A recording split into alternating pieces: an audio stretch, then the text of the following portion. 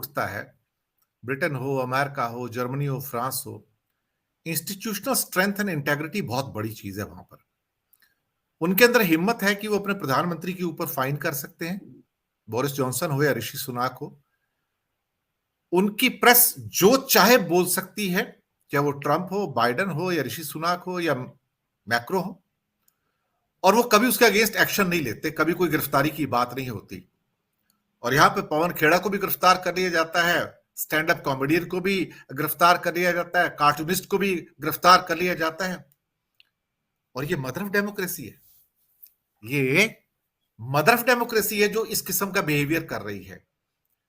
तो इन्हें सीखना चाहिए कि वो जो इंस्टीट्यूशनल इंटेग्रिटी है, जो स्ट्रेंथ है, जो करेज है अमेरिका में, ब्रिटेन में, वो क्या यहां पैदा हुआ? मुझे एक बात समझ में नहीं आती कि भारत के ब्यूरोक्रेट्स अपने आप को, या भारत का जो प्रोफेशनल है वो अपने आप को दुनिया का सर्वोत्तम मानता है।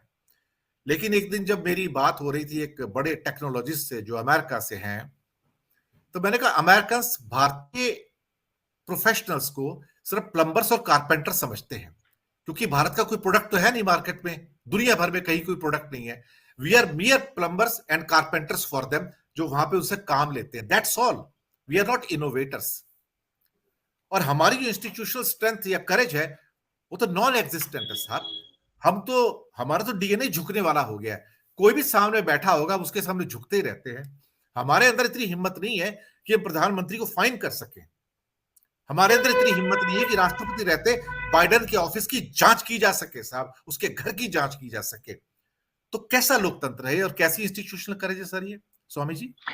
नहीं दिनेश जी, ऐसा नहीं है। देखिए, भारत ऐसा नहीं है और भारत ऐसा नहीं था। राणा प्रताप ने चैलेंज किया था और घास की रोटियां खाई थी। और इंदिरा गांधी ने 1971 में जब वहां से फोन आया था अमेरिका के प्रेसिडेंट का कि साहब हम 7th फ्लीट भेज रहे हैं, उन्होंने कहा जो भेजना है भेज दो, मैं तो जो कर रही हूं वो करूंगी। और 7th फ्लीट वापस लौट गया था, कुछ कर नहीं पाया था। हम ऐसे नहीं हैं, हम ऐसे नहीं थे। आज जो हो रहा है असल में, ये लोग अपनी अंतरात्मा की आवाज को समझ रहे हैं। लोकतंत्र आप कह रहे हैं, देखिए लोकतंत्र का एक पहिया होता था कोर्ट। अगर पॉलिटिशियंस गड़बड़ करते थे, पहली बात तो ब्यूरोक्रेट्स ये हिम्मत रखते थे कि प्रश्न पूछें। ब्यूरोक्रेट्स अगर प्रश्न पूछते थे और संविधान के प्रति अपनी निष्ठा रखते थे तो पॉलिटिशियंस की हिम्मत नहीं होती थी उनको आदेश दे दें। लेकिन अगर पॉलिटिशियन ओवर पावर कर जाते थे तो कम से कम कोर्ट्स उसमें इंटरफियर कर देते थे। अगर कोर्ट्स भी इंटरफियर नहीं करते थे, कम से कम आप जैसे पत्रकार जो हैं वो उजागर करते थे। 4 स्तंभ थे। आज के तारीख में ये बताइए कौन सा स्तंभ बचा है? ब्रोकरेट जो है वो बिक गए हैं। ब्यूरोक्रेट्स भी रिटायरमेंट के बाद लगातार उनको एक्सटेंशंस मिल रहे हैं। और जो उनके नीचे के स्तर के लोग हैं कहते हैं साहब इनको एक्सटेंशन मिलेगा तो हमको कैसे प्रमोशन मिलेगा, लेकिन एक्सटेंशन मिल रहे हैं।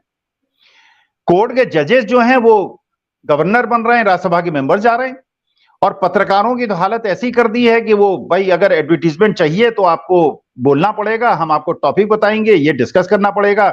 4 हिंदू नेता बुलाएंगे टीके लगाए हुए, 4 मुसलमान नेता बुलाएंगे टोपी लगाए हुए, और वो हिंदू मुसलमान करेंगे जिससे जनता के अंदर भ्रांति फैले और जनता के अंदर विद्वेष बढ़े।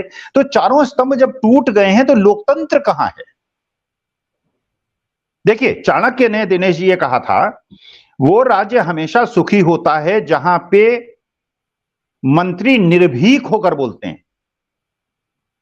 अगर मंत्री में ये हिम्मत है और उसको ये सुविधा मिली हुई है कि राजा से कह सके महाराज जो कह रहे हैं गलत कह रहे हैं, ये है सही, 2 मिनट का टाइम दीजिए, उसको सुनने के बाद अगर आप निर्णय लेंगे शिरोधार्य है, लेकिन जो मैं कह रहा हूं उसको सुनिए, वो लोकतंत्र है। इंदिरा गांधी ने 1977 में नहीं माना था लोकतंत्र को, इमरजेंसी लगाई थी, इसीलिए उनका पराभव हुआ और इलेक्शन हार गए।